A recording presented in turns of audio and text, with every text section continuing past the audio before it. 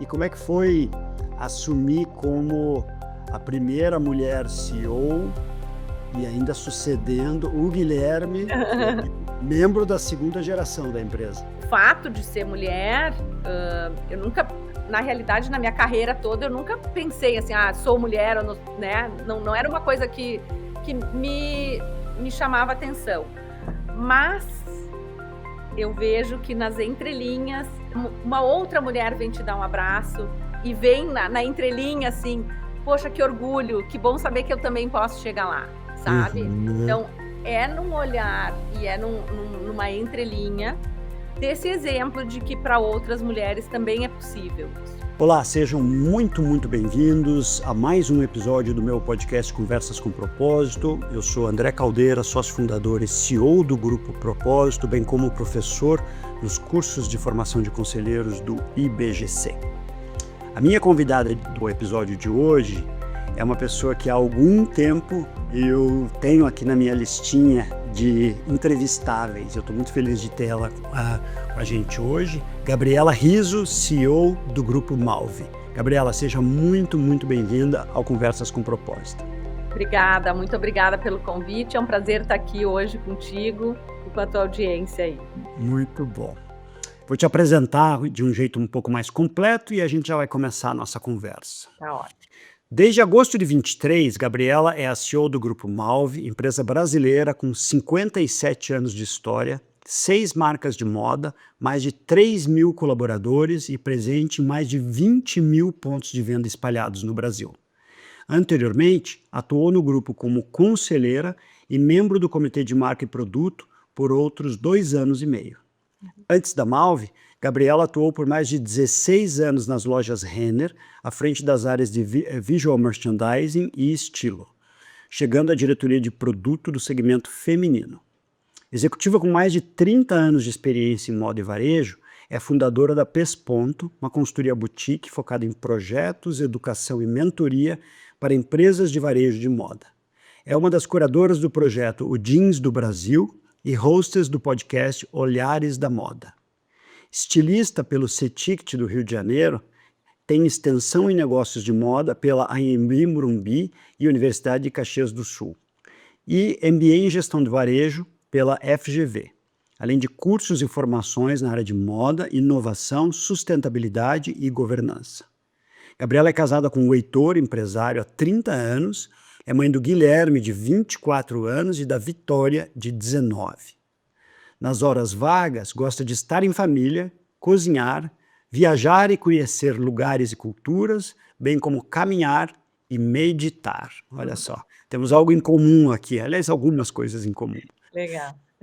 Muito bom, Gabriela. Eu sempre começo os episódios aqui pedindo para o entrevistado ou entrevistada trazer um trecho da sua história que tenha sido marcante, que de alguma forma ajudou a definir quem ele ou ela é hoje. Qual seria o trecho ou os trechos que você poderia trazer para a gente?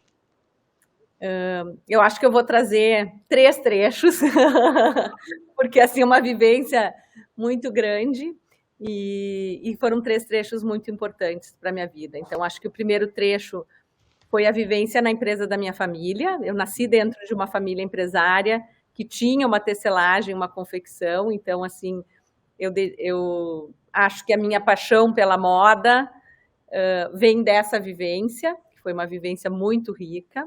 O segundo trecho, eu não poderia deixar de citar a grande escola que é a Renner, né? A minha formação como executiva, né? Nesses 16 anos na Renner. Imagina que quando eu entrei lá, a Renner tinha 20 lojas e ia dobrar de tamanho, né? Então, assim, viver esses 16 anos dentro de uma empresa estruturada, organizada, de capital aberto, é quem eu devo muito da minha formação executiva, como uma escola mesmo, né? E por último, o empreender, né? Porque eu acho que o empreender, após sair de uma jornada executiva, a gente poder ter uma carreira solo, que tu não tem mais um sobrenome forte, não sou a Gabriela da Malve ou a Gabriela de tal lugar, né?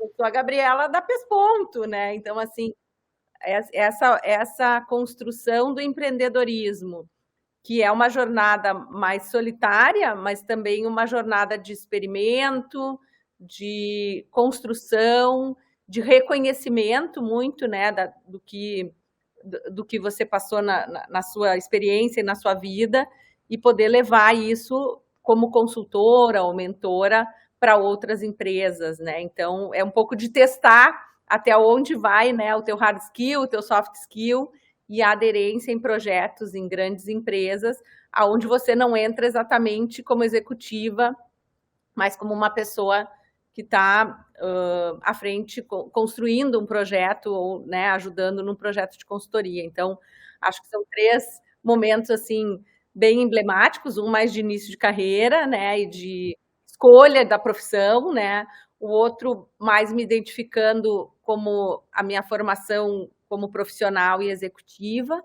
e por último, essa consolidação um pouco da profissional que eu sou hoje, fazendo um exercício solo, né, que eu acho que também é bem importante e para mim diz muito e representa muito como é que eu trouxe toda essa bagagem até aqui e consegui levar ela adiante de um jeito mais autoral, né? Então, são 3 momentos bem marcantes, assim. Sabe que te ouvindo, eu não posso deixar de espelhar. Eu lembro quando eu fundei a Propósito, a minha empresa, era janeiro de 2012, e até então eu era, depois de 20 anos de carreira executiva, o André da empresa Y, depois da empresa X, e assim foi. E aí eu escrevi um texto num blog que eu tinha que chamava andré.andré.com.br, né? Que é exatamente esse tema da identidade profissional, muito bacana. E eu fazendo uma cola aqui no teu LinkedIn e trazendo para a linha do tempo, você fica na Renner até abril de 2016, né? E aí você, em outubro, começa a Pesponto, onde você inicia a tua carreira empreendedora. E aí a Malve surge, você inicialmente como conselheira de administração e no comitê de marca em abril de 21. Então, você fica ali 4 anos e meio, quase 5 anos como empreendedora, consultora. Como é que surge a Malve? A Malve se tornou um cliente da Pesponto? Na realidade, a Malve surge com o convite para assumir uma cadeira de conselho, né? Ah, Então, tá. assim, Mas eles te conheciam o quê? Do mercado? do mercado, foi do mercado. Na época foi o primeiro contato que eu tive foi com o presidente do conselho na época. Eles estavam buscando alguém que tivesse conhecimento de marca e produto Certo. para formar ali, para complementar uma competência ali no colegiado, né? Então, né, sempre buscam competências complementares. E o convite foi para integrar o conselho de administração na época, assim. Eu segui ainda por um tempo na consultoria e em conselho, né? Logo que eu saí da Renner, eu já fiz o curso de conselheira do IBGC, lá em 2017, eu acho. Mas, na realidade, eu segui muito firme na consultoria, assim, né? Com a Pesponto, muito... para mim, que sou uma executiva, assim, muito mão na massa, talvez o conselho era algo, assim, mais distante para mim, assim, uma coisa mais longe. Mas, como eu estava recebendo muito convite na época, eu resolvi fazer o curso do IBGC, que foi maravilhoso, foi ótimo, era presencial ainda e tal. E aí os convites foram chegando, mas eu nunca tinha aceito. Eu sempre estava mais imersa em projetos de consultoria. E quando a Malve chegou, eu já tinha uma admiração muito grande pela Malve, pela questão da sustentabilidade, pelo conhecimento da empresa, né, muito reconhecida como indústria, como varejo. E quando surgiu o convite, foi muito bacana, assim, porque eu me identifiquei com a necessidade deles, né, no momento que a empresa estava vivendo. Eu disse, eu acho que agora já chegou a hora de aceitar, então, esse convite para poder integrar um primeiro conselho de administração também, porque até ali eu só estava em conselho consultivo, né, em algum comitê, mas eu ainda não tinha assumido uma cadeira de conselho de administração, né. Muito bacana. A tua formação no IBGC você fez em Porto Alegre ou São Paulo? Eu fiz aqui em Porto Alegre, Em Porto quando era Alegre. ainda aqui Uhum. no Deville, Sim, no sim. hotel, Certo. e era presencial, né? E Então presencial. Eu foi. também, eu fiz a minha em 16, mas eu fiz presencial em São Paulo. Eu fiz E aí em presencial. 18 que eu comecei a dar aulas. E aí essa é uma pergunta que eu fiquei com muita curiosidade, porque você fica 2 anos e meio como conselheira na Malve, e aí assume como CEO. Então, como é que surge essa ideia e essa oportunidade? E aí, 2 outras perguntas nesse bloco. Quais os maiores aprendizados ao assumir a cadeira de número 1 do grupo? O que você só entendeu depois de assumir efetivamente a cadeira? É curioso assim, o caminho, a jornada, talvez ela seja um pouco ao contrário do que a gente costuma ver, né? Mas, no meu caso, foi um convite de novo, foi um convite. Eu estava já no conselho há 2 anos e meio e responsável pelo comitê de marca e produto, e o Guilherme já estava fazendo algumas entrevistas de sucessão para a cadeira de CEO, porque ele estava com a intenção já de vir para a presidência do conselho, né? E eu, inclusive, fiz algumas entrevistas com ele, né? Algumas entrevistas de alguns candidatos, como apoio, né? Gabi, entrevista, né? Tal pessoa e tal. E a gente ele entrevistava, eu entrevistava, a gente comentava, que legal. E aí, em algum momento nessa jornada, ele disse: Gabi, quem sabe tu, então, por que, né, tu não gostaria de voltar para o executivo? Acho que, né, a gente está vendo tanto fit cultural, o momento da empresa hoje e tal. E eu, numa primeira vez, eu disse: eu acho que não é o momento, porque, né, a Malve é lá em Jaraguá, os filhos ainda, né, adolescente, ainda em fase de colégio, escolher carreira, vestibular, eu disse, eu acho que não é uma...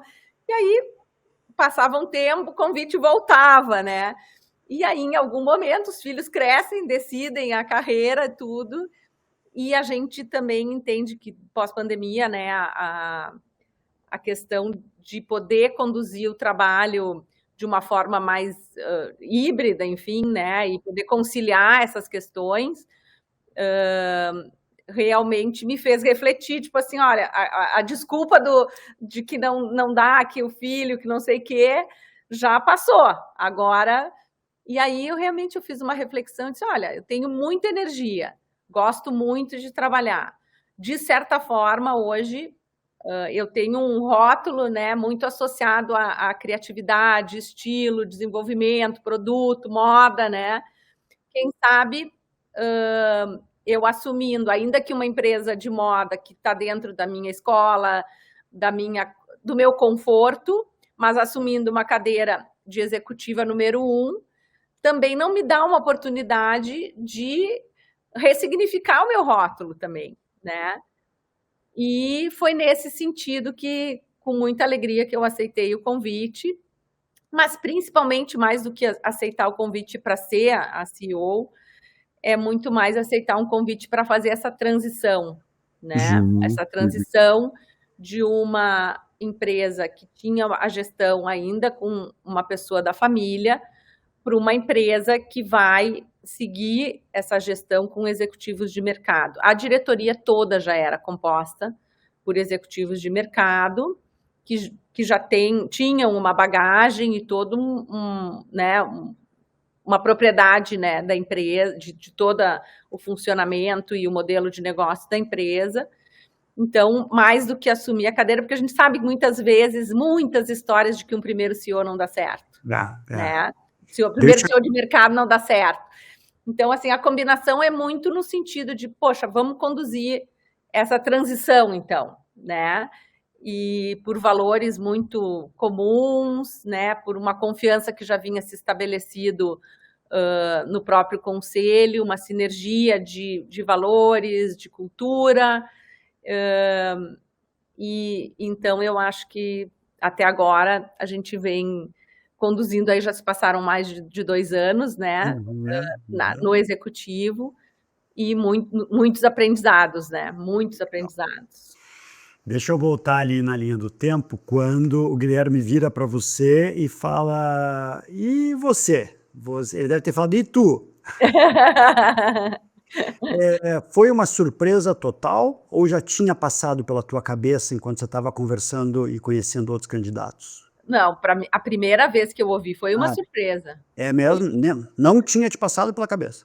Foi uma surpresa, porque, na realidade, quando quando eu saí do executivo e abri a minha empresa, o meu horizonte de futuro, olhar para frente, ele era um horizonte muito voltado à construção de consultoria, mentoria e conselho, né? Foi para onde eu me preparei e aonde eu organizei o meu olhar, a minha capacitação, né? Por onde eu ia olhar, que cursos eu teria que fazer.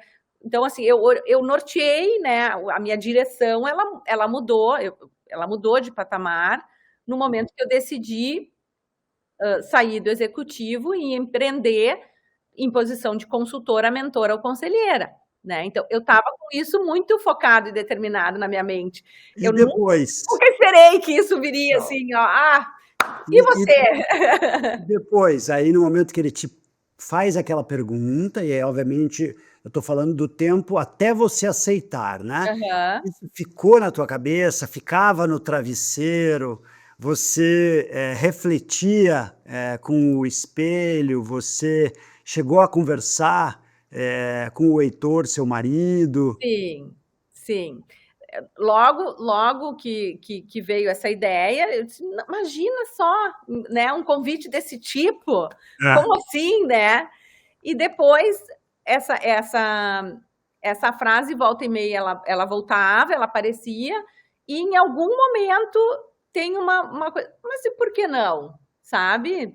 Aham, aham. E aí, realmente, teve uma das pessoas na época que era um conselheiro também, um colega de conselho, que numa das conversas me disse: Olha, Gabi, pensa assim, pensa no que tu construiu até agora, né, na tua carreira, no que tu viveu até agora, e pensa o que a oportunidade de uma cadeira desse tipo pode te trazer, tanto como experiência, como uma construção de um novo lugar para ti, né?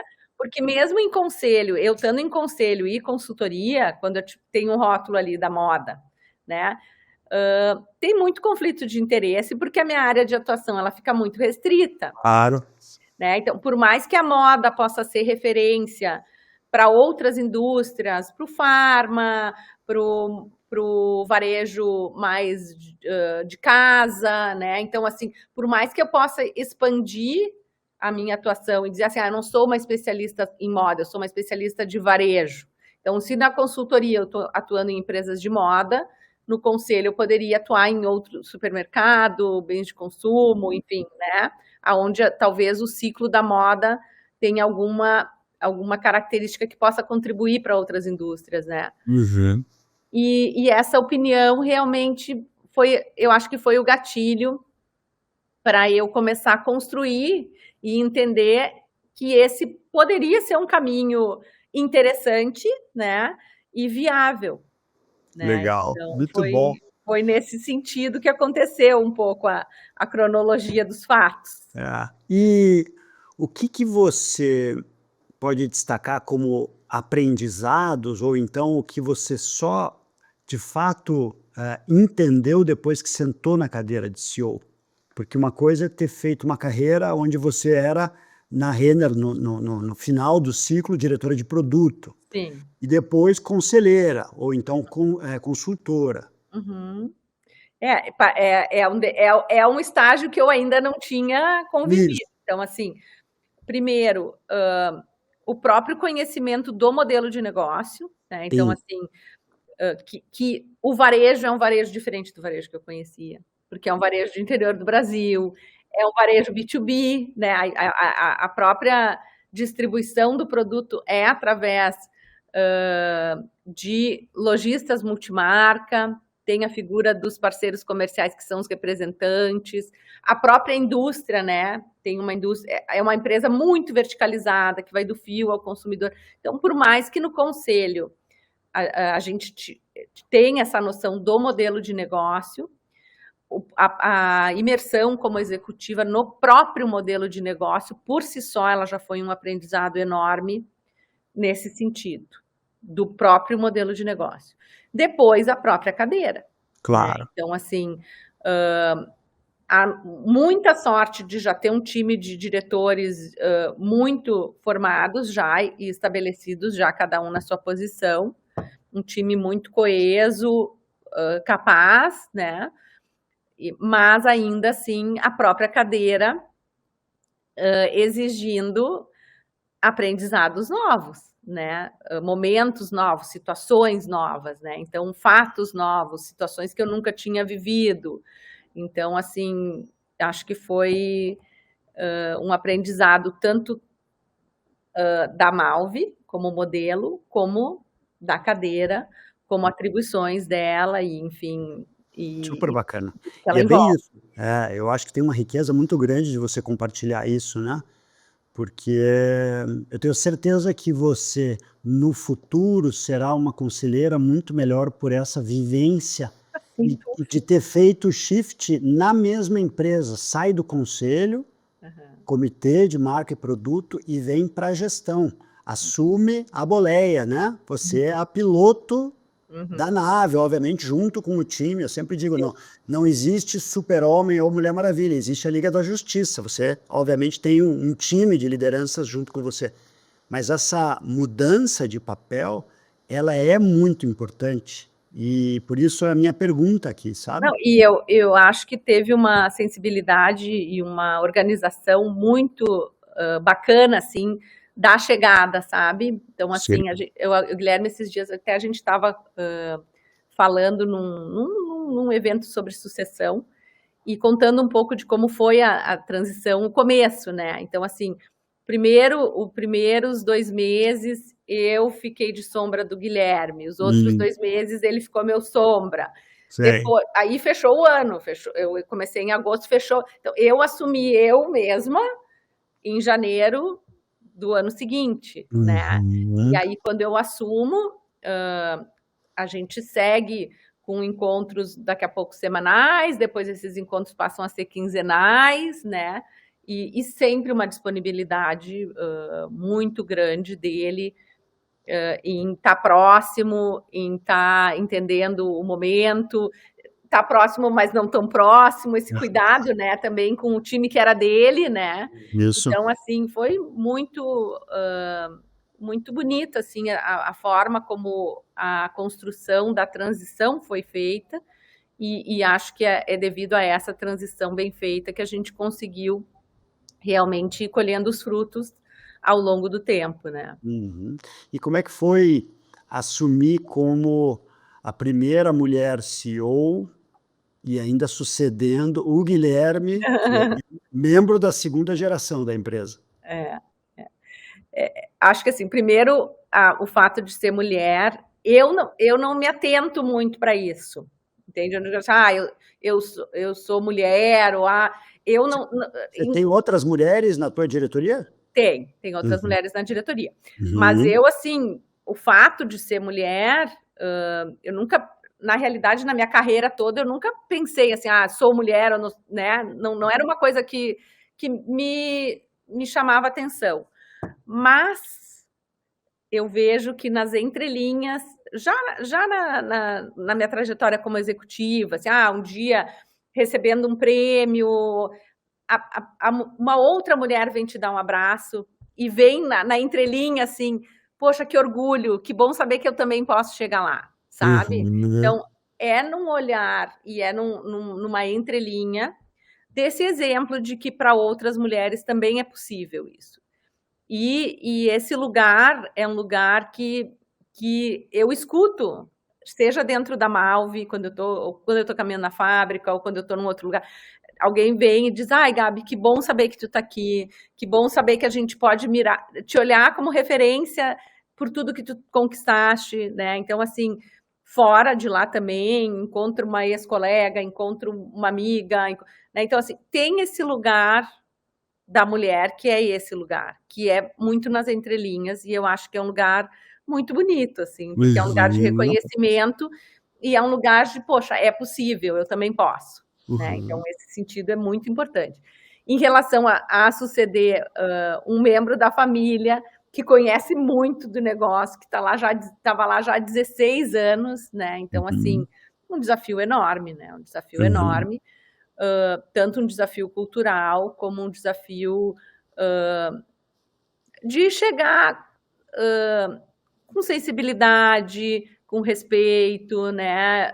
Sempre esse briefing assim de, primeiro entende como é que é para depois sugerir, né? Então assim, esse briefing sem pressa, sabe? As É um briefing né? de evolução, não tem uma expectativa de ruptura, de mudança de rota, é um briefing de, poxa, a gente veio até aqui e daqui para frente a gente vai seguir nessa linha e a partir daqui vamos caminhando e evoluindo, entende? Então, Aham, assim, aham. simplesmente ótimo, né? E em algum momento houve por parte dele, Guilherme, puxa, não, isso aqui não é mais o meu papel, e vocês tendo que recombinar aquilo que tinham planejado? Estou pensando aqui. Eu acho que assim, alguns fóruns, né? No começo a gente combinou, quais os fóruns que a gente que tu quer acompanhar aqui? Eu vou acompanhar esse fórum, vou acompanhar esse outro fórum, vou Aham. acompanhar esse. Aí, em algum momento, eu acho que esse aqui não preciso mais acompanhar. Ou esquecer, né? Me esqueci de te chamar para tal coisa. Essa semana foi tal coisa, me esqueci. Né? Então, essa questão assim de.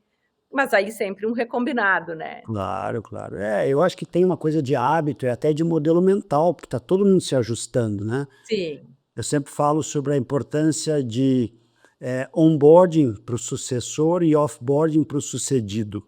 uhum, E neste caso, estava passando por um onboarding para se tornar presidente do conselho, no caso do sim, Guilherme. sim, Tem uma coisa no IBGC que a gente fala sempre que eu reforço isso, não falar profissionalização da empresa familiar, porque isso é uma injustiça, é despersonalização, ou seja, é trazer um executivo ou executiva de mercado que não tem o sobrenome sim, e ajudar a empresa a atingir, né, os resultados esperados, né, sim. executar essa visão, né, dos acionistas ou controladores, né. Sim, porque na real é um profissional da família e um profissional de Exatamente. mercado, Não tem, não. não tem essa, A importância de usar a linguagem é adequada é, mesmo, né. totalmente. Agora, falando um pouquinho sobre sustentabilidade, né, eu Tá, me preparando para te entrevistar, ali coisas muito bacanas, queria fazer um bloco aqui para a gente falar sobre isso, né. tá ótimo. Esse compromisso da Malve, né, com o meio ambiente, com a sustentabilidade, ele tem em algum momento um impacto muito significativo quando os acionistas da companhia assistem a um documentário canadense, que eu obviamente já pus na minha listinha para assistir, porque eu não vi ainda, chamado River Blue. Queria que Uhum, você contasse essa história e aí a ligação, o valor sustentabilidade no DNA da Malve. tá. A Malve, ela já nasce com o DNA da sustentabilidade já, eu acho que na sua origem e já é um valor de família, né? Hum. Assim, o fato da empresa ter a indústria, de ser uma indústria química, né? Uhum. O fato da gente falar da moda, que muitas vezes a moda aparece muito como vilã, né? Aham. Tanto na questão água, energia, químicos, né? Então, assim, a empresa já nasce como uma malharia, né? E com muito processo químico, né? Então, assim, lá em Jaraguá, que é onde a empresa nasceu, tem 2 rios que passam no meio da fábrica, né? Então, assim, tem toda a questão da energia, a questão dos químicos. Então, pelo fato de ter a indústria, a questão ambiental na família sempre foi um olhar e um pioneirismo para esse aspecto, tá? Então, assim, a família sempre olhou para isso. A Malve foi uma das primeiras empresas da América Latina a ter a estação de tratamento da água e uma estação de tratamento de água referência. A Uhum. Malve tem em Jaraguá, do lado da fábrica, um parque de preservação ambiental, que é um parque maior que o Ibirapuera, que é o Parque Malve, né? Então, assim, o uso de energia renovável, a questão toda dos químicos, né? Então, assim, sempre pelo fato de ter indústria, ela sempre foi muito pioneira na questão ambiental, e também a família sempre foi muito pioneira na forma como ela devolveu para a cidade muitas coisas. Então, a questão tanto do esporte, a questão do parque, a questão de cultura, né? Então, assim, sempre teve muita ação nessa questão de estar próxima da sua comunidade onde ela estava inserida. Então, isso é valor que veio lá do começo, né? E o documentário do... Então, só para não ir tão longe e Claro, responder a claro. pergunta, né? Entendi o contexto. Aham. O documentário da River Blue, ele é um documentário que impactou principalmente quando a empresa estava de uma malharia, ela começou a trabalhar também com o jeans, né? Uhum. E o jeans dos produtos têxteis talvez seja o mais vilão de todos, né? E na época, então foi quando a Malve se sensibilizou muito para o tema e teve um investimento num lab jeans, que diz que é uma tecnologia de um laboratório que foi comprado pela Malve, Uhum. que tem um circuito fechado de ozônio e que faz todos os efeitos da lavagem do jeans com um copo d'água. Normalmente, uma calça jeans precisa usar muitos copos d'água para que ela tenha todo o efeito necessário que a gente vê hoje. Quantos litros de água, só para a gente fazer um comparativo, assim, obviamente aproximado? Pode dizer que tu pode fazer uma calça jeans com 70, 80, 200 copos d'água, né? E aí, Nossa. essa tecnologia, ela faz o efeito da calça com um copo d'água. Um né? copo d'água. Então, ela fez esse investimento nesse laboratório e lançou a calça jeans com copo d'água, né? E a partir daí, muitos outros produtos foram surgindo para mostrar para o consumidor final como é que essa sustentabilidade ela pode se tangibilizar em produto, né? Uhum. Para ensinar, para fazer esse letramento do consumidor em relação à indústria, né? Então, eu acho que a história do jeans com um copo d'água é essa. Legal. Surge a partir dessas... Porque tem muitos documentários, além desse, né, que trazem muito essa questão da moda como uma vilã para a natureza, para o meio ambiente, né? Tem um outro documentário que é do Rana Plaza, que foi quando aquele prédio desabou em Bangladesh, que surge o Fashion Revolution. Então, teve um movimento muito grande em relação a isso, e muitas empresas se sensibilizaram. E como a Malve já tinha todo esse DNA já focado em sustentabilidade, realmente ela resolveu dar esse passo em relação a investimentos e a produtos com essa veia mais sustentável. E aí fui, né, dentro da minha pesquisa, cavando mais e vi que, inclusive, a empresa ganhou recentemente o prêmio Melhores do ESG da Exame, né, na categoria de moda e vestuário, mas duas informações me chamaram a atenção. Primeiro, o projeto da camiseta, eu acho que chama Arvori, né, que captura CO2 do ambiente, prende no tecido e durante a lavagem o gás é transformado em bicarbonato de sódio eliminado na água, você vai ter que contar isso. E a coleção Fio do Futuro. Isso. Inclusive, eu vi você usando uma roupa, né, dessa coleção, cuja matéria-prima utilizada nas novas peças é composta de 85% de fibras de roupas usadas e 15% de poliéster. Então, eu queria que você contasse um pouquinho sobre esses dois projetos. Eu sei que tem outros, mas só para a gente trazer dois exemplos que chamaram a minha atenção.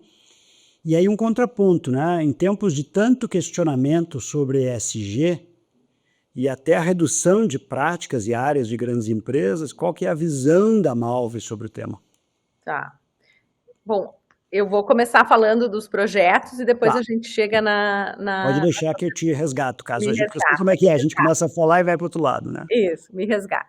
Bom, como eu te falei, pelo fato de ter muito esse pioneirismo na questão ambiental e de ter essa indústria à disposição, a Malve sempre pesquisou muito novas formas de fazer os produtos, ou usando menos água, ou usando menos energia. E aí, então, surgiu, primeiro, antes da Arvori, surgiu o desafio, que era o Fio do Futuro. A gente chama ele já está na 4ª edição. Que legal. A primeira edição chamou Desafio, né? Desafio pelo desafio, porque ele começou pelo fio, né? Certo. O que foi o desafio? Foi uma parceria entre a Cruz Vermelha, a Malve e a Eurofios, tá? Então, o que a gente fez?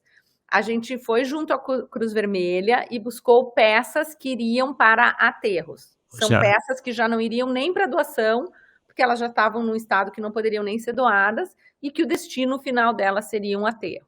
Então, a gente busca essas peças, a gente faz a triagem delas para entender se elas poderiam ser desfibradas e transformadas no fio.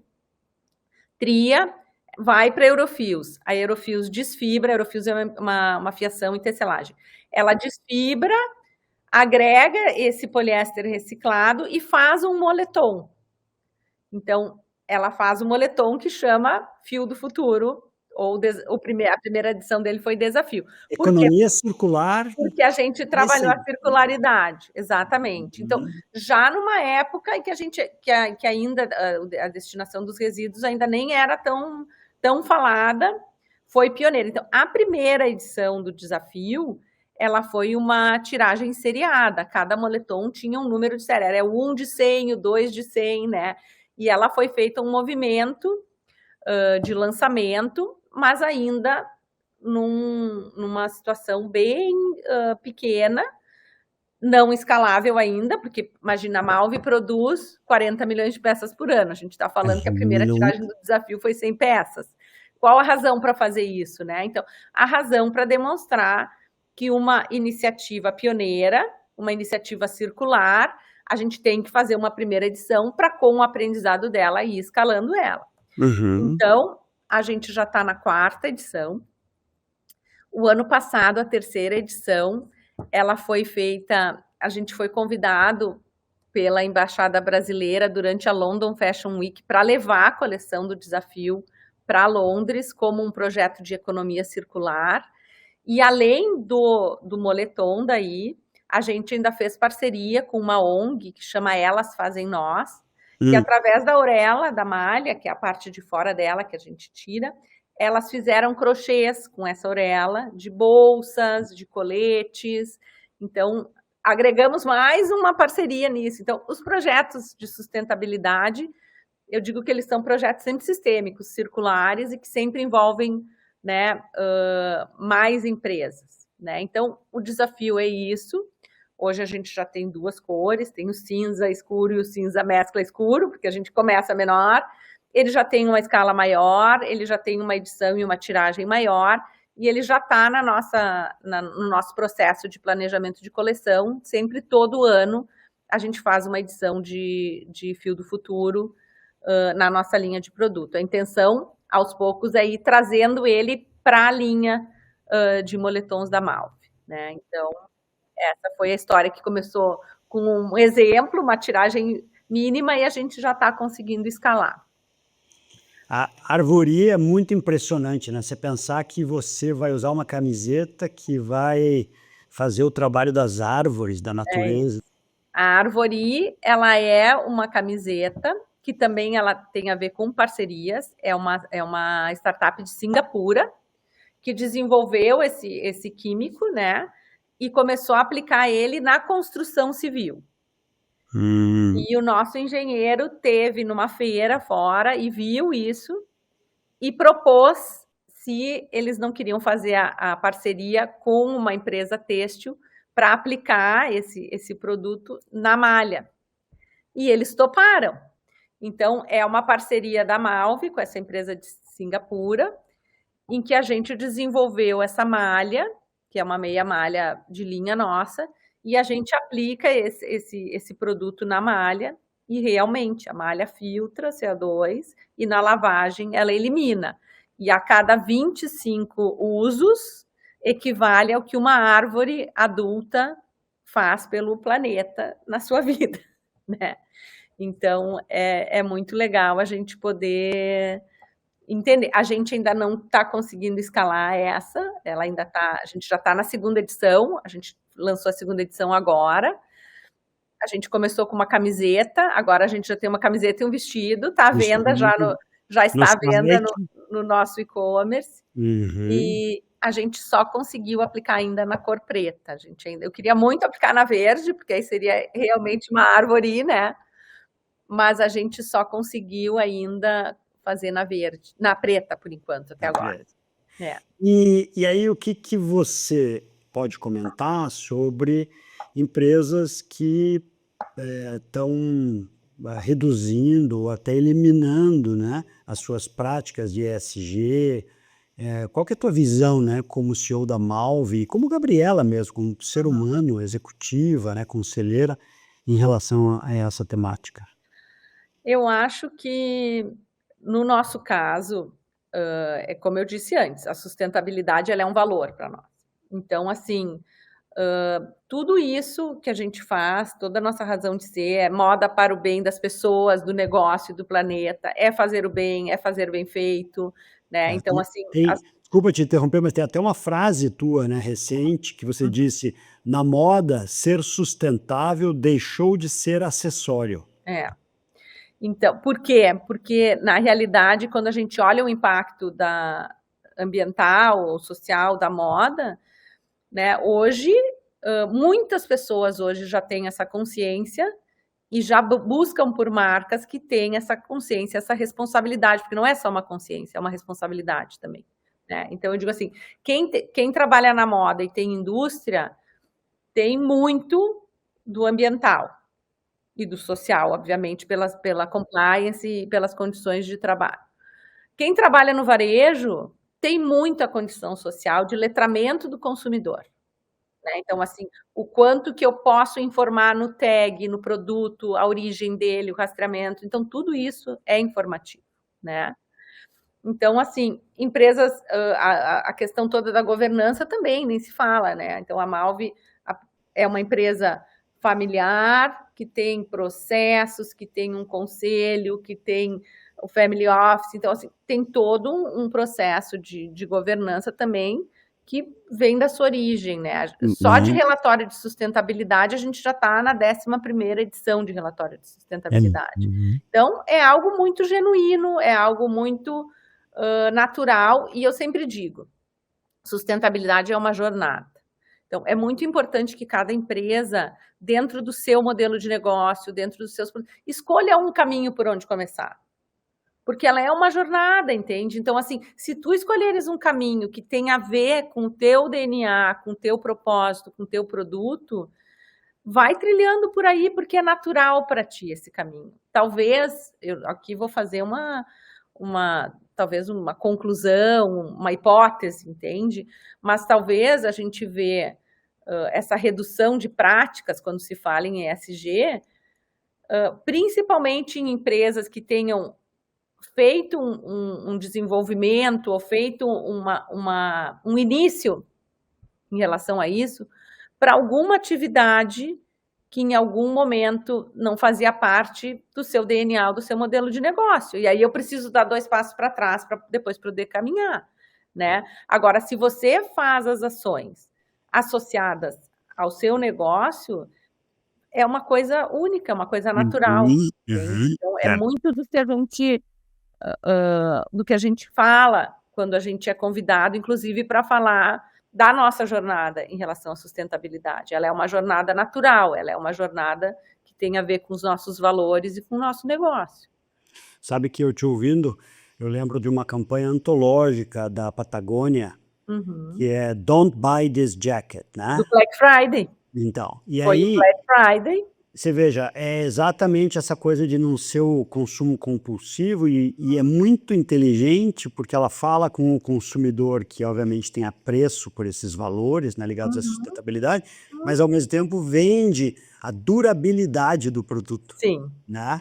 E E aí, você acha que o consumidor brasileiro, ele de alguma forma tem letramento suficiente e já começa a preferir marcas que tenham esse compromisso com a sustentabilidade? no nosso caso, a gente vê que sim, né? Porque a gente diz, a gente não é fast fashion. A gente trabalha com conforto, qualidade, praticidade. A gente diz que a gente faz roupas feitas para durar, né? muitas vezes a gente chama a coleção de, não é a coleção primavera, a gente já chamou de coleção primaveras, porque ela pode durar várias primaveras, né? A gente trabalha com um produto democrático, com um produto assazonal, né? Então, tudo isso vai permitindo com que eu elimine do consumidor a necessidade do consumo desenfreado. Né? Então, é um consumo mais consciente, é um consumo que tu vai agregando no teu guarda-roupa, né? Então, assim, é super importante essa noção, né, de durabilidade, de conforto, de qualidade, e como a empresa se posiciona nesse sentido, né? E a gente vê hoje que muitas pessoas já estão mais conscientes em relação a isso. A gente talvez seja a primeira vez que a gente está tendo no mundo 5 gerações convivendo juntas, né?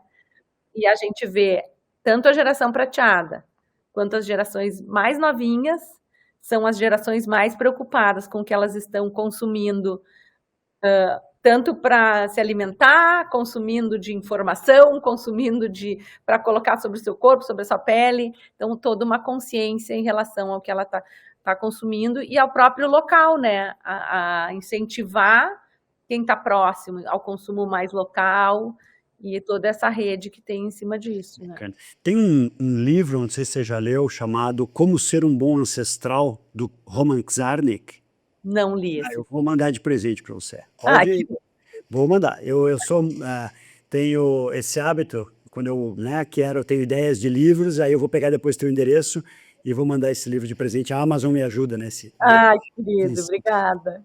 E ele faz uma reflexão muito bacana sobre o tipo de planeta que a gente quer deixar, não para os nossos filhos ou para os nossos netos, mas para daqui a 4 gerações. Uhum. E eu sempre uso esse livro para chamar a atenção do olhar de longo prazo e da importância da governança nas empresas, no IBGC, sabe? Então, eu acho que essa temática, essa abordagem, esse compromisso da Malve, ele é admirável. Por isso que a gente precisa ecoar, porque isso tem muito a ver com propósito, né, Gabriela? Sem dúvida.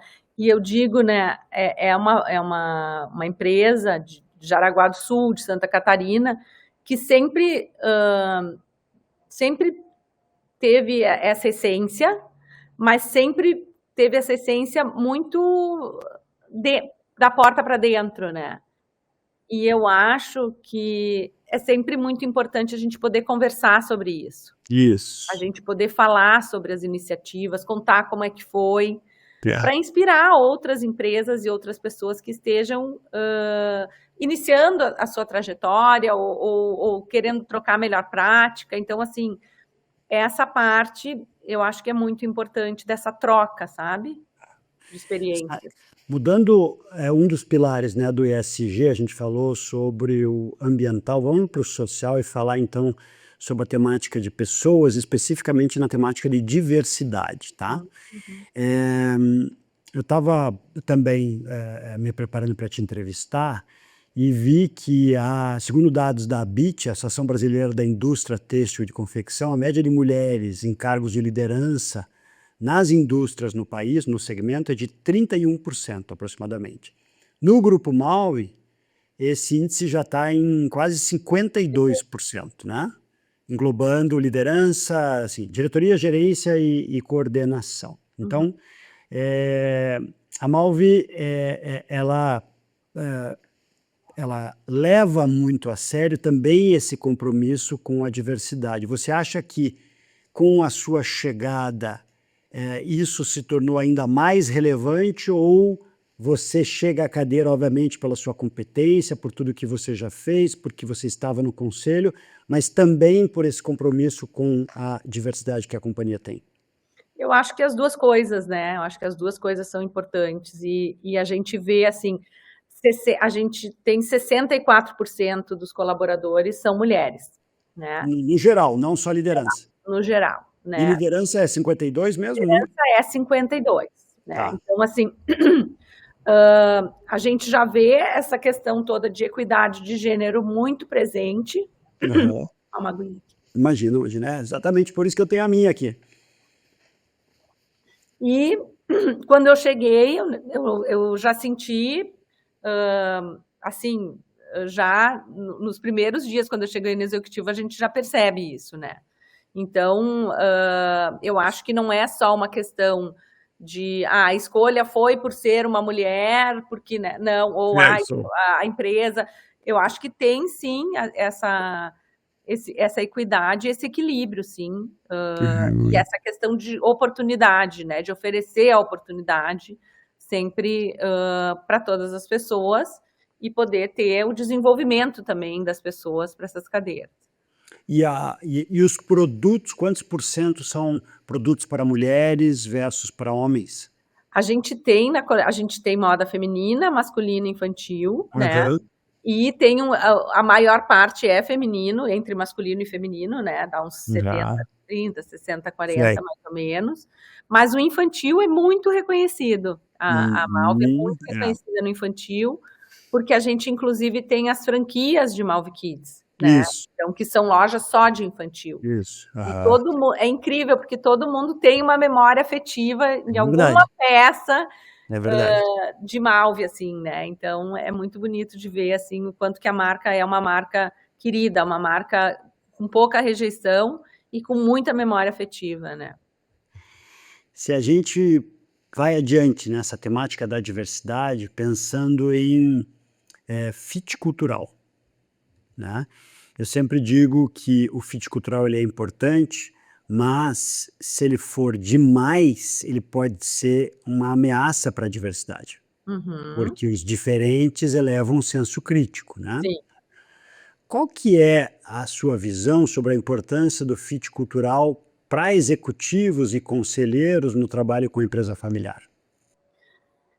Eu acho que a primeira coisa a gente tem que acreditar na empresa que a gente está, né? Eu preciso ter um mínimo de sinergia de valores e de cultura na empresa a qual eu estou trabalhando, porque se a gente passa muito do nosso tempo ali dentro, seria um sacrifício para a pessoa ela estar numa empresa que ela não se identifica, né? Então, Uhum, eu acho que o fit cultural, para mim, nesse sentido, eu acho que é muito importante, porque a pessoa, quem é a Malve, né? A Malve somos nós, a Malve são as pessoas que estão na Malve, né? De certa forma. uhum, Então, não uhum, é uma entidade que está lá e a pessoa está aqui, né? Eu acho que essa, esse alinhamento e esse fit cultural e de valores, ele é muito importante para que a pessoa se sinta à vontade onde ela está, uhum, para que ela entregue todo o seu potencial, né? uhum. Então, isso para mim é muito importante. Quando é que isso pode passar do ponto para o outro lado, né? Então, assim, eu acho que valores a gente não discute, mas eu acho que a diversidade no sentido de opiniões, de caminhos, de formação, eu acho que ela é super importante, porque é num ambiente diverso que a gente encontra as melhores soluções, né? Então, é muito importante que a gente possa ter diversidade o Brasil é um país né, muito grande, então, assim, a gente poder conviver com diferentes culturas, já dentro do Brasil já tem muitas culturas, né? Então, com diferentes opiniões, com diferentes formações, né? Então, tudo isso eu acho que é muito importante para que a gente consiga construir a melhor solução, né? Melhores caminhos. Então, eu sempre estimulo muito que a gente possa conduzir os Uhum. conflitos sempre olhando para o conflito e não para as pessoas, né? Isso. Trazer o conflito para a construção de uma terceira via, né? Não é a minha opinião ou a tua opinião. Como é que a gente constrói um caminho juntos que possa contemplar o melhor para a empresa, né? Então, Isso pressupõe confiança, né? Porque essa frase, você não é a sua ideia, então se eu estou discordando do que você está falando, não é porque eu não gosto de você. É exatamente. porque eu estou trabalhando para que nós juntos tenhamos ideias melhores para gerar resultados sustentáveis, né? É isso aí. Então, Exatamente. Exatamente. né? Me conta, na tua rotina, você mora em Porto Alegre, daí você faz algumas semanas você está em Jaraguá, outras em São Paulo. Como é que é essa rotina, essa Ah, logística? bom, a família mora em Porto Alegre, né? Então, assim, no primeiro ano que eu A estive família é a sua família. a Aham, minha família mora em Porto Alegre.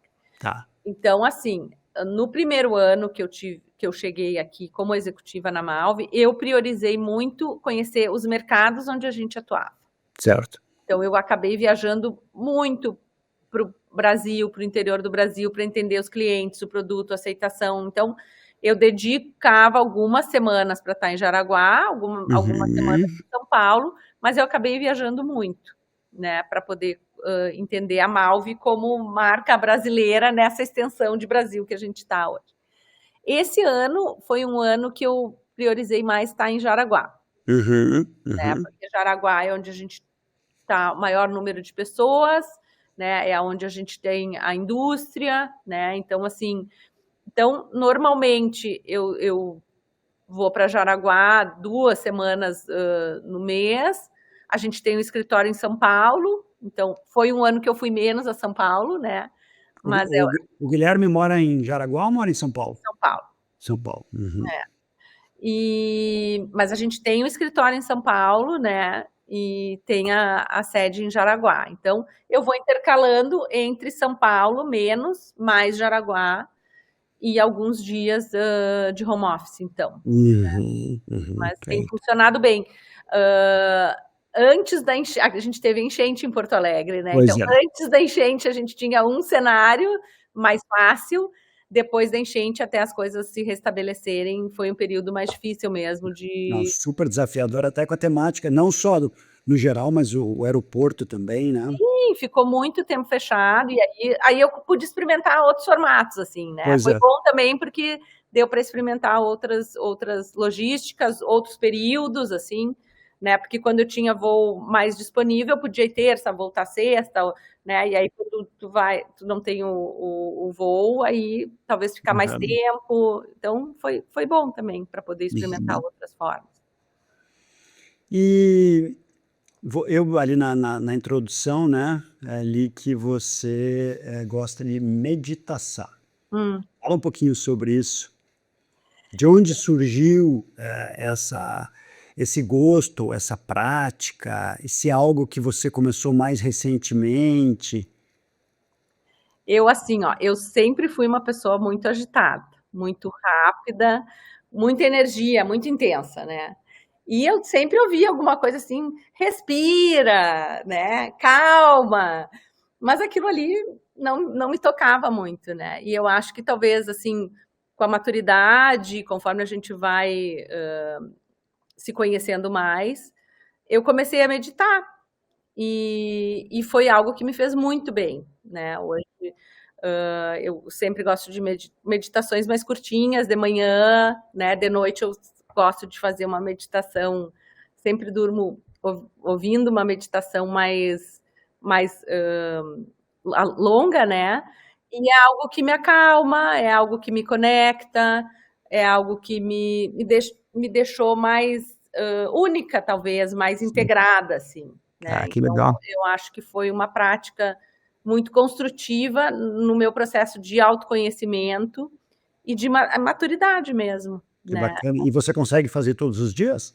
De manhã, sim, rápido. Uhum. E de noite, assim, eu faço, às vezes eu coloco a meditação que eu mais gosto, mas às vezes eu faço só uma respiração, uma oração, um Aham. agradecimento, né, outras formas de, mas assim, no mínimo um momento de respiro, parada, agradecimento, né, eu procuro sempre fazer.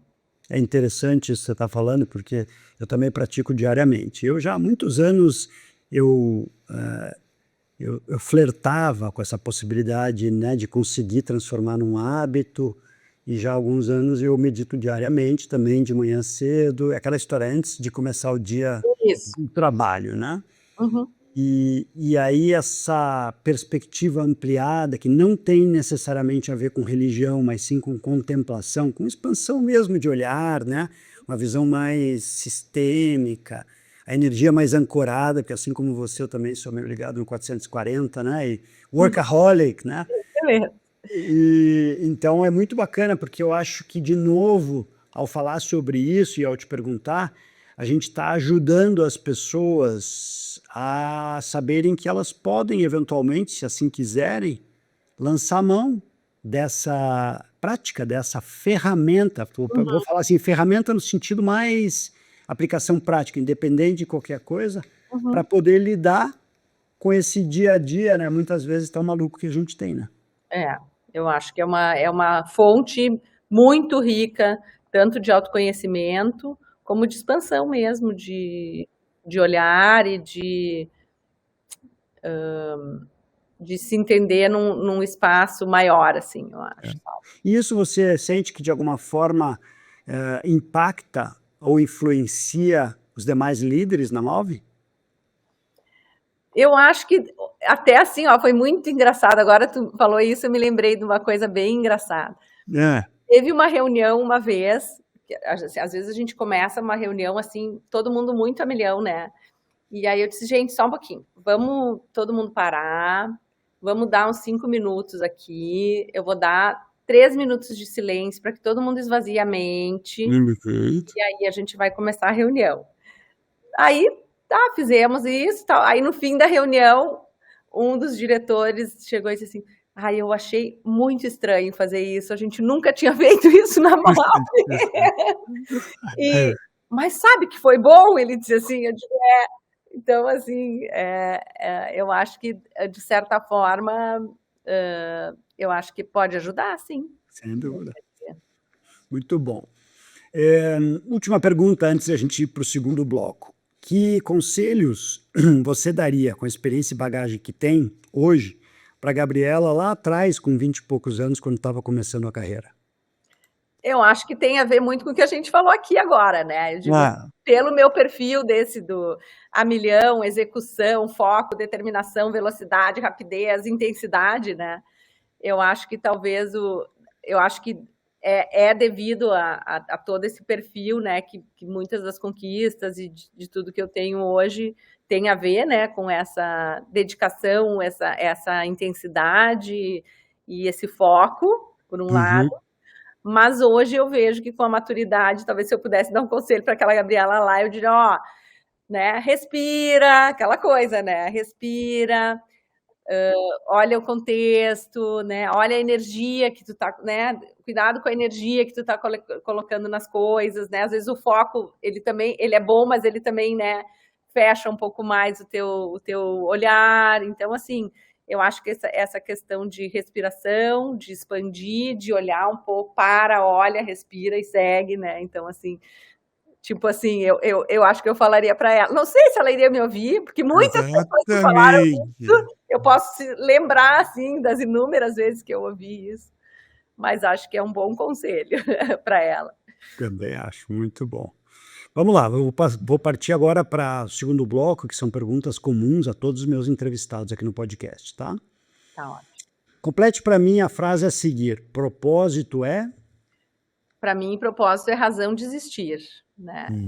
É isso, e adoro o Golden Circle, aquele do Simon Sinek, que ele fala, né, que começa com porquê, e depois vem com como, e depois vem o quê. Então, acho que diz muito, né, a gente poder fazer uma entrega lá, que é o quê, pensando no processo, mas que a gente comece realmente de qual é a razão, né, disso tudo. Então, para mim, tem muito a ver com isso. Muito bom. 2 ou 3 palavras que ajudam a entender, nos ajudam a entender o seu propósito pessoal. Meu propósito pessoal tem a ver com moda, ele tem a ver com essa moda que é o espírito do tempo, que é forma de expressão. Tem muito a ver com Zeitgeist, exatamente. Tem a ver com trabalho, paixão, energia, e eu acho que tem muito a ver com pessoas, né? Com interagir, com olhar para as pessoas, com trabalhar em equipe, com ajudar as pessoas. Então, assim, acho que se eu posso falar assim, é moda, trabalho e pessoas. Né? Pessoas. E da onde vem essa fagulha a fagulha original de interesse da Gabriela pela moda?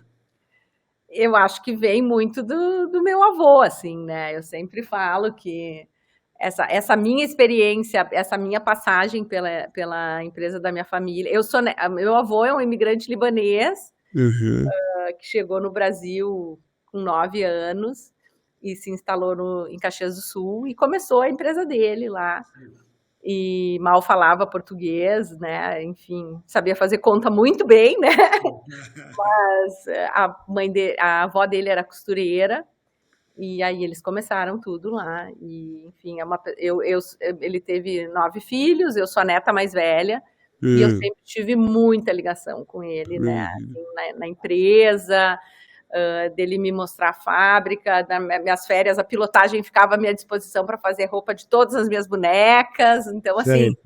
essa paixão pela moda, e trabalhei com ele, né? Foi muito bonito. Comecei a trabalhar com 14 anos, então, assim, de ver ele trabalhando, o exemplo, como é que ele calculava preço e aquela coisa assim da dedicação dele para o trabalho, os sábados que sempre abria lá a pronta entrega para receber os lojistas que vinham se abastecer, e depois tinha um almoço na casa da minha avó, e aí vinha sempre um monte de cliente almoçar lá, e era então assim, sempre essa convivência muito próxima, né, com a paixão dele e com a moda e tudo perto, e aquela fábrica, toda essa magia aí, acho que me inspirou muito. O pai da sua mãe ou o pai do seu pai? Pai da minha mãe, Pai da sua mãe, como é que ele se chamava? Miguel Sebe. Miguel. Olha só, seu Miguel ia ficar muito orgulhoso da neta, hein? Aonde está hoje. Muito Muito, bacana, muito querido. muito linda. Eh, Você tem alguma história de vida ou carreira que seja daquelas assim, ou muito engraçada ou inacreditável, que poderia compartilhar aqui com a gente? Todos nós temos aquelas coisas do tipo, não é possível que isso aconteceu, ou então uma situação esdrúxula, engraçada. Enfim, eu gosto de coletar essas histórias. Não, eu acho que de engraçada, assim, hoje, olhando, né, aquela Gabriela lá, mais determinada e tudo, eu hoje teria vontade de rir de algumas coisas olhando para ela lá, né, porque assim, Por exemplo, muito determinada, muito forte, se expondo muito, assim, sabe, em alguma situação. Então, assim, acho que às vezes beirando assim uma coisa assim muito forte demais, assim, sabe? sei. Uhum. E, e acho que hoje eu me divirto muito mais. Eu tenho poucas coisas engraçadas para me lembrar da minha carreira, assim, no início dela, por toda essa determinação, esse foco, esse trabalho mais dedicado, assim, muito séria, né? E Uhum. hoje eu acho que eu me divirto muito mais trabalhando e trabalho tanto quanto, assim. Então eu acho que talvez esse olhar, assim, de como é que a gente se encontra, mas talvez mais que engraçado, eu acho que coisa diferente, né, é poder perceber essa minha jornada, né, de talvez começar na empresa da minha família, Uhum.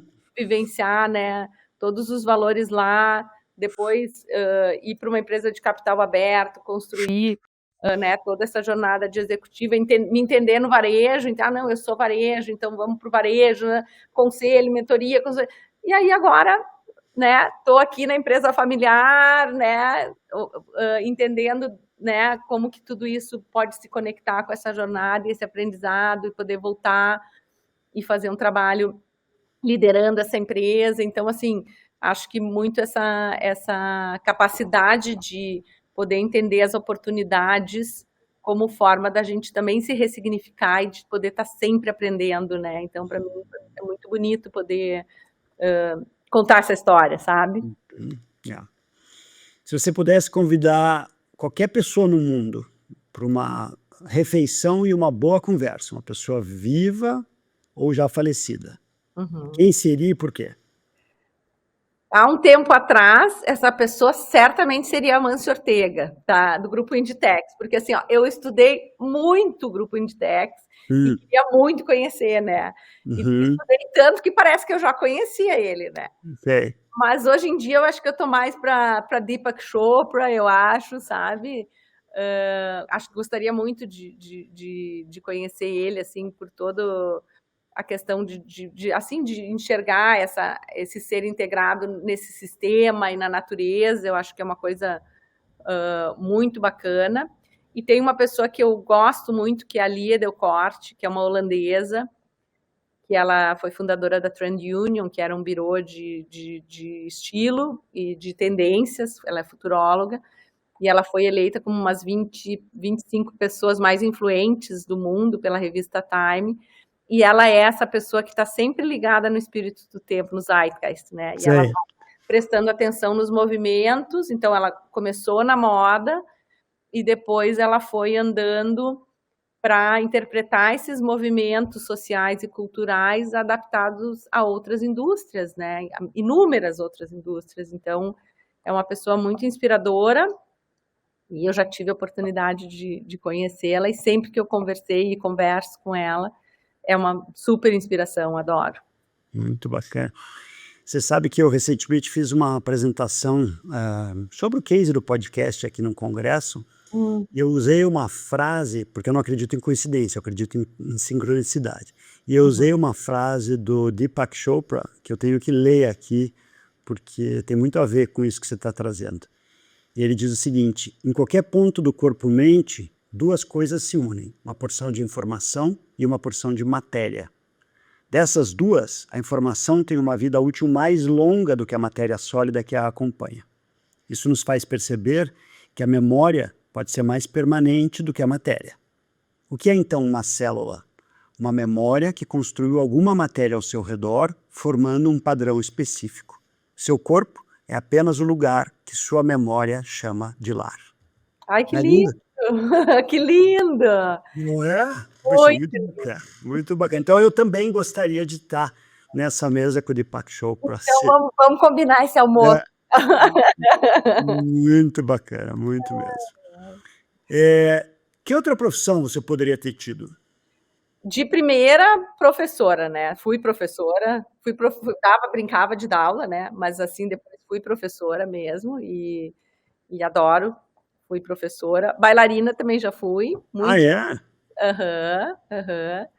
E adoro trabalhar com flores e folhagens e fazer arranjos. Então, assim, talvez paisagista, não sei, mas acho que meio que por aí.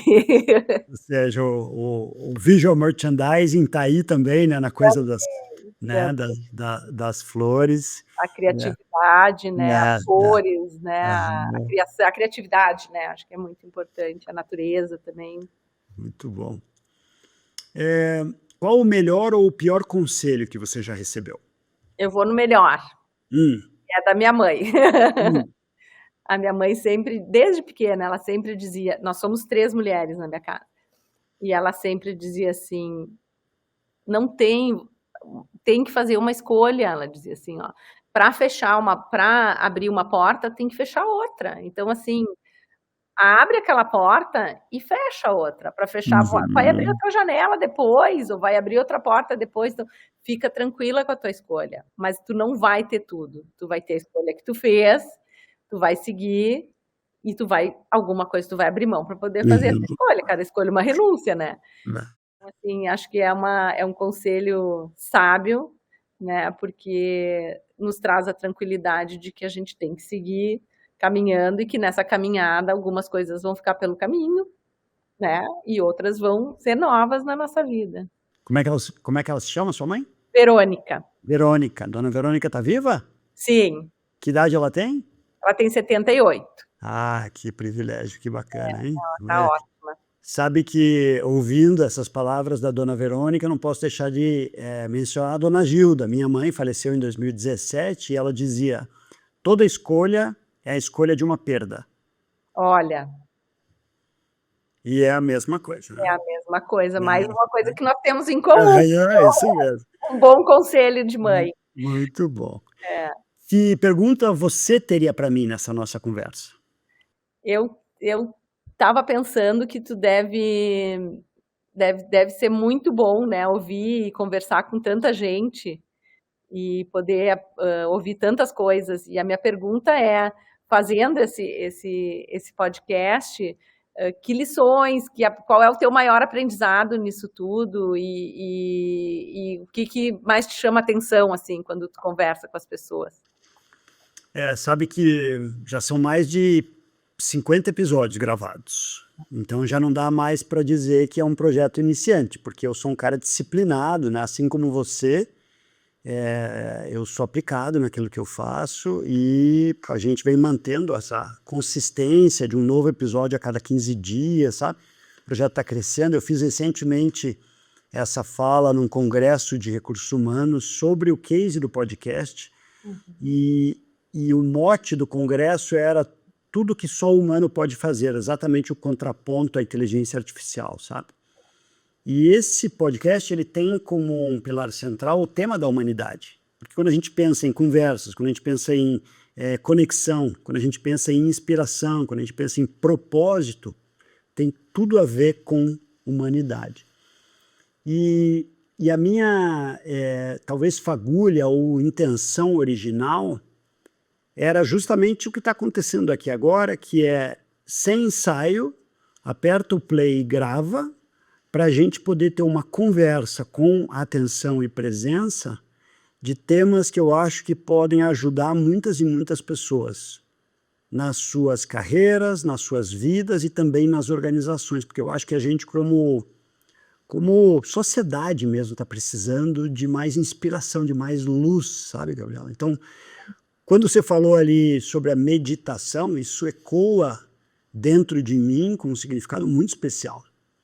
Quando você fala sobre sustentabilidade no viés de legado, eu imediatamente me lembro do livro que eu vou te mandar de presente, pode ter certeza, Como Ser um Bom Ancestral. E quando você fala da sua mãe, eu me conecto com a minha mãe. Então você veja que a gente acaba se reencontrando por meio dessas conversas. Um dos episódios, há algum tempo que eu gravei, foi com o Jerry Colonna. O Jerry, ele é um ex-venture capitalist americano, foi meu primeiro episódio em inglês, e o Jerry é autor de um livro chamado Reiniciar, porque ele conta a história da vida dele e o que fez ele trabalhar com pessoas. E uma frase muito forte no livro do Jerry é "Your story is my story". Sua história é a minha história.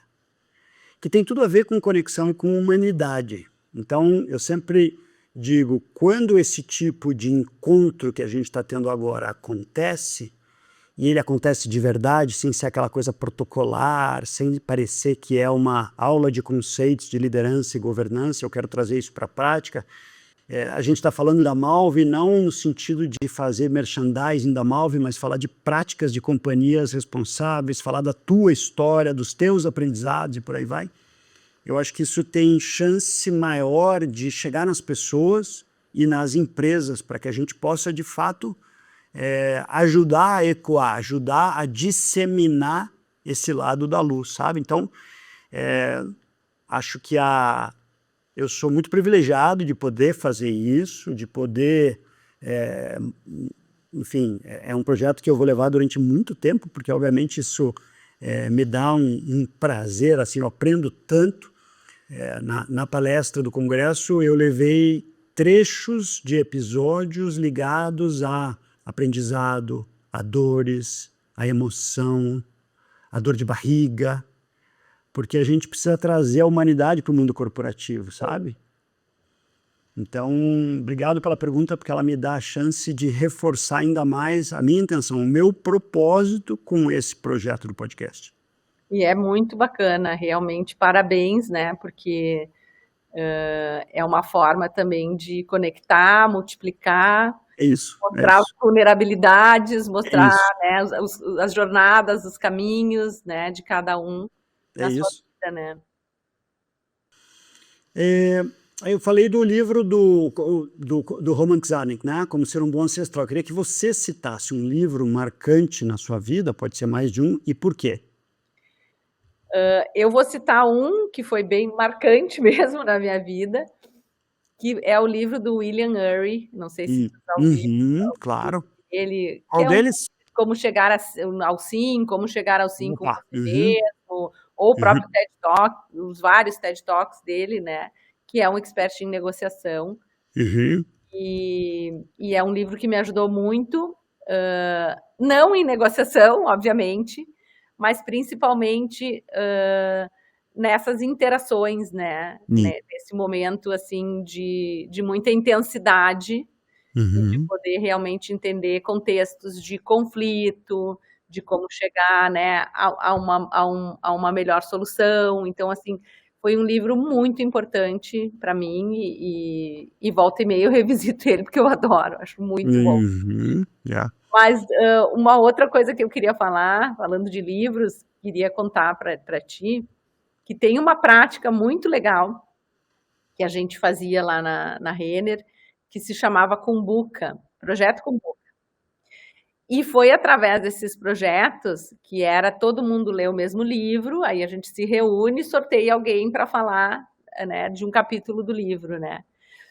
E foi através desse projeto que eu tive a sorte de ler muitos livros bacanas, que nos ajudaram também na jornada e na construção lá, né? Da história da Pixar, da história da Apple, Feitas para Durar, Feitas para Vencer, Falcone, Scrum, então, muitos livros que dependia do momento que a empresa estava, todo mundo estava lendo aquele livro. Certo. E a gente estava fazendo Cumbuca para todo mundo viver o livro no processo e no momento que a empresa estava, né? Então, foi muito legal de poder ter convivido, né, com bibliografias tão bacanas e vivenciar a bibliografia em grupo, em debate e no dia a dia, no momento que a empresa estava vivendo, né? Então, acho que foi Eu já tinha ouvido falar dessa prática, né, da Renner, inclusive, e o paralelo que eu faço é talvez o que eu viva hoje. Então, por exemplo, eu quando leio, eu gosto muito de ler, via de regra, porque eu leio e vou sublinhando o que me chama a atenção. E eu acabo, se tem alguma coisa a ver com o universo corporativo, governança e liderança, que são os dois grandes temas, né, que eu trabalho, eu escrevo alguma coisa no LinkedIn, ou eu crio um texto na newsletter que eu tenho no LinkedIn e tal. E aí, quando você relê o que você sublinhou, você escreve a respeito, o grau de fixação aumenta muito. E aí você começa a falar sobre isso, aumenta ainda mais. Então, essa prática de você ler um livro e depois ouvir o que o outro está trazendo, debater sobre, ela é riquíssima. O que me remete a metodologia, por exemplo, de coaching executivo, né? Eu faço muito esse trabalho, então se eu peço para você, por exemplo, fazer um exercício, um determinado homework para o próximo encontro, você vai fazer, e daí quando você vai me falar, você não está falando para mim, você está falando para você mesmo, que você está relendo aquilo que você mesmo escreveu. Sim. E aí o grau de profundidade, de fixação, ele muda muito. Você sai do caos mental, daquela coisa volátil da mente, para começar a ancorar, estruturar, e daí ver pensamentos e sentimentos, né? É muito legal, foi muito bacana essa vivência, assim, e trazer as bibliografias justamente para um momento que a empresa estava vivendo, né? Então, poder não só ler, comentar, entender, mas também começar a aplicar aquilo ali no teu dia a dia, né? Olha, isso aqui é isso aqui, e associar com práticas do dia a dia também, né? O Como Chegar ao Sim foi lá no Cumbuca, que vocês leram juntos? Você já tinha lido? Tá. Eu ganhei esse livro de um chefe meu uma vez. Que legal. Foi muito bom ler esse livro. Que bacana. E algum que você mencionaria do Cumbuca que te marcou e que você ainda lembra, assim, puxa, lá eu aprendi muito? Eu adorei aquele livro Criatividade S.A., que eu acho que é a história da Pixar, né? É da Pixar, é o Ed Catmull. Se você não falasse, eu ia puxá-lo, porque é muito amo. espetacular aquilo. É, muito incrível. Foi É. muito, muito incrível. Assim. Não sei se é porque eu também trabalhava mais na área criativa, né? E ele me marcou muito. Ele foi lá que eu li a frase: você não é a sua ideia. Ou seja, se eu discordo da sua ideia, não é porque eu não gosto de você. Né? Então, e mais vale um grande time do que uma grande ideia. Tem coisas espetaculares ali, né? E é um livraço sobre cultura organizacional também. Também. Né? Muito bacana. Muito bacana. Se você tivesse poderes mágicos por 1 minuto e pudesse mudar uma única coisa no mundo, o que você mudaria? Ai, eu tenho muita aflição com a fome. Muita aflição com a fome. É.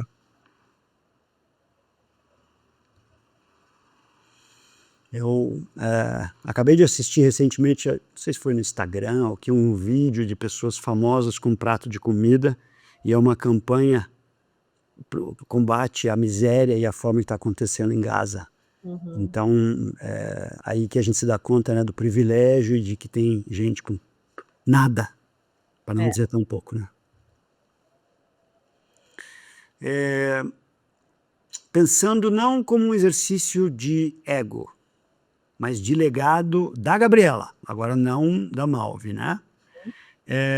Se você for lembrada pelos seus tataranetos, então vamos pensar assim, os bisnetos do Guilherme e da Vitória, ou então as pessoas que daqui a 3 gerações eventualmente vão se lembrar da primeira CEO do Grupo Malvi. Como é que você gostaria que eles completassem essa frase? A Gabriela foi uma pessoa que... Eu acho que acolhe, leveza, alegria, paixão, sabe? Presença. Então, para mim, é muito essa coisa do olhar, de acolher, de abraçar, uma canceriana, né? Muito bom, muito uma mãe bom. canceriana, o que tu acha? E para a gente encerrar, uma frase cuja mensagem é marcante em sua vida. É uma frase do meu avô, que eu sempre ouvia, de faça chuva, faça chuva. Minha filha, o trabalho dignifica o homem. Tá bom, vamos trabalhar. Que bacana, que bacana. Olha, mais uma coisa que a gente tem em comum, porque eu acredito profundamente. Você sabe que o título do meu primeiro livro é Muito Trabalho, Pouco Estresse. E aí todo mundo falou, mas por que muito trabalho? Porque eu não acredito em pouco trabalho. Eu acho que a gente tem que trabalhar muito, e como a gente lida com o estresse e que tipo de dinâmica acontece dentro da gente é que faz toda a diferença. Eu sempre digo, né, para os meus filhos e tudo, digo, escolhe alguma profissão que tu goste, né? Porque se tu escolher alguma coisa que tu gosta de fazer, naturalmente tu vai ser uma pessoa bem feliz, né? Porque tu vai estar sempre animado com aquilo, vai acordar bem todo dia de manhã. Isso aí. Né? Muito, muito bom. Olha, passou voando, te agradeço profundamente, foi uma valsa e tanto, viu? Querido, obrigada, muito obrigada pela oportunidade de estar aqui. Parabéns pelo podcast, né? Uma forma muito bacana de poder trocar, e para mim um prazer poder estar aqui conversando contigo dessa forma tão fluida, tão natural. Muito obrigada, de coração. Muito obrigado, eu que te agradeço, e obrigado a você que nos acompanhou em mais esse episódio aqui do podcast. Agradeço pela sua escuta atenta, pela sua audiência. Vamos juntos ecoar mais diálogo, mais propósito, mais inspiração. Muito obrigado e até o próximo episódio.